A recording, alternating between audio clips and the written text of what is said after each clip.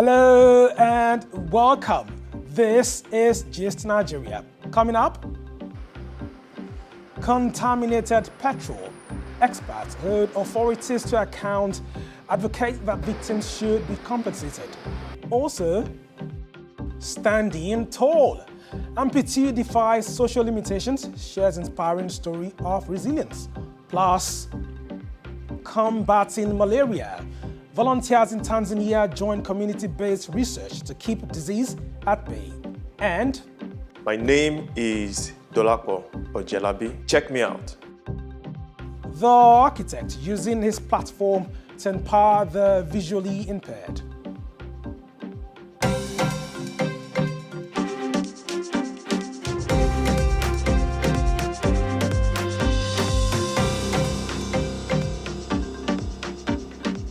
Always great to have you join me here on Gist Nigeria from the BBC and Channels Television.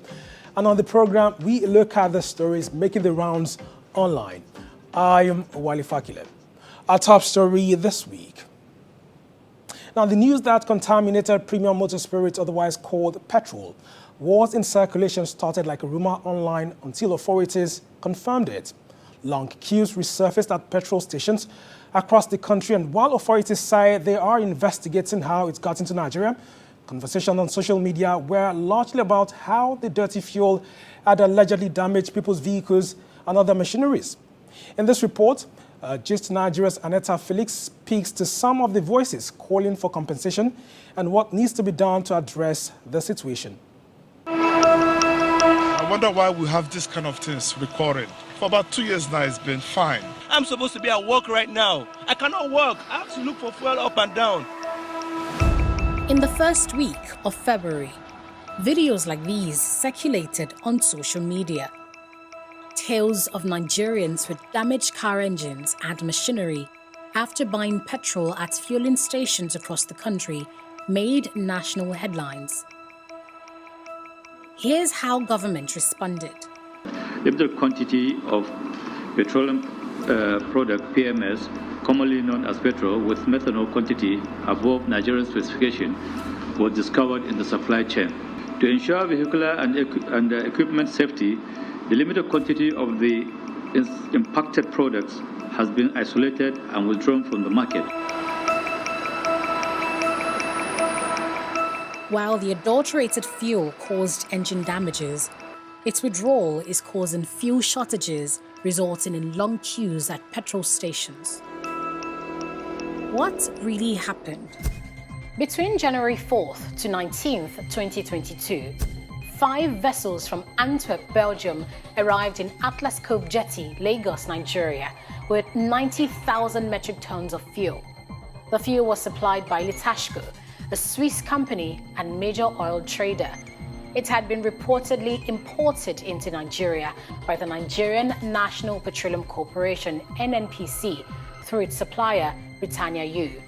The fuel was then distributed to fuel retailers across Nigeria. But in the first week of February, Nigerians began to complain about the effect of the fuel on their vehicles and other machinery.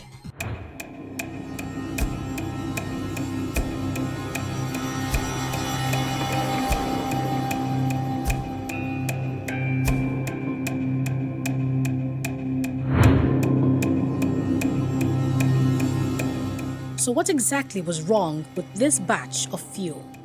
The usual quality inspection protocol employed in both load port in Belgium and our discharge ports in Nigeria do not include the test for percentage of methanol content, and therefore additive was not detected by our quality inspectors. One of the things about methanol is that it's meant to make your fuel last longer. But then, if you then have too much of it, you're possibly making your engine work too hard. And if you're doing that, you can only get one outcome: damage. We visit an automobile mechanic in Lagos to find out the cost of rectifying engine damage from bad fuel. If it gets so bad, it will get to the end of maybe you have to change the engine. There's some engine that costs 2 million. There's some that costs 1 point something, just like that. But the effects of the compromised fuel are far-reaching. If you have too many cars driving with, fueled with additives, you have your air quality being highly impacted. And what that means is that, people are breathing in carcinogens without knowing. Meanwhile, stakeholders in the oil industry are trading blames over who is responsible for the importation and testing of the adulterated fuel.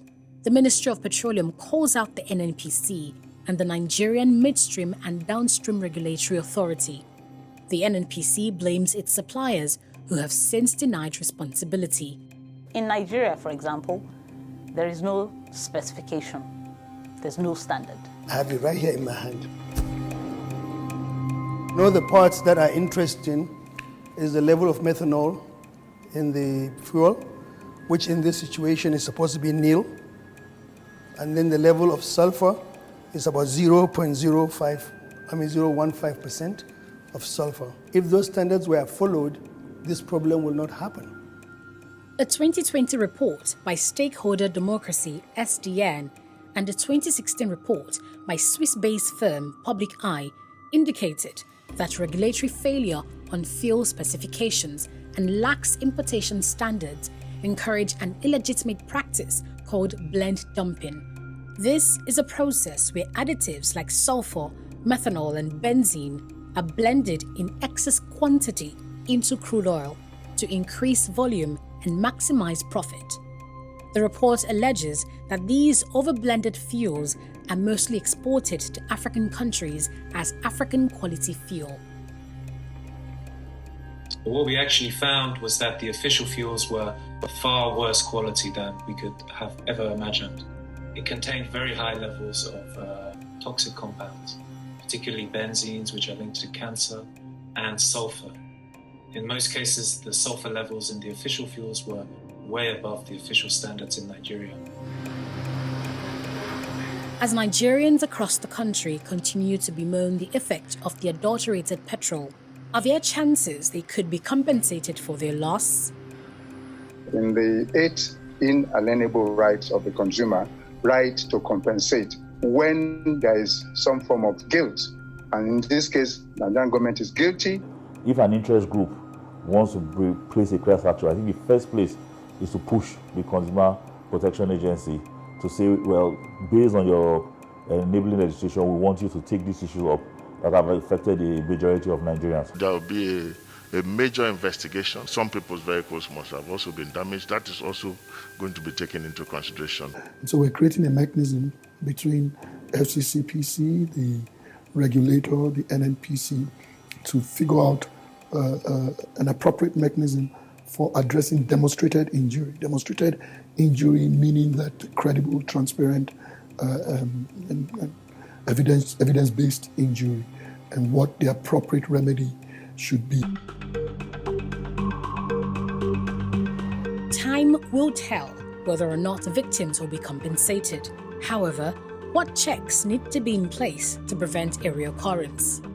Expanding the testing parameters to make sure that in the future we're testing. What's been emphasized is, we don't test for methanol. But what's not being said is that we don't test at all. Standard organization must be involved in clearing every fuel that is imported in the country. And we have the people and the equipment to do that. The issue is really enforcement. In Belgium, in the Netherlands, wherever this fuel is coming from, that they will continue exporting poor quality fuels to Nigeria, so long as they're not checking it. In 2018, the ECOWAS Commission, in partnership with the United Nations Economic Environmental Programme, nudged member states towards making better fuel quality choices. With the current bad fuel dilemma across the country, Nigeria's pledge looks to have suffered a major blow. Annetta, Felix, Gist, Nigeria.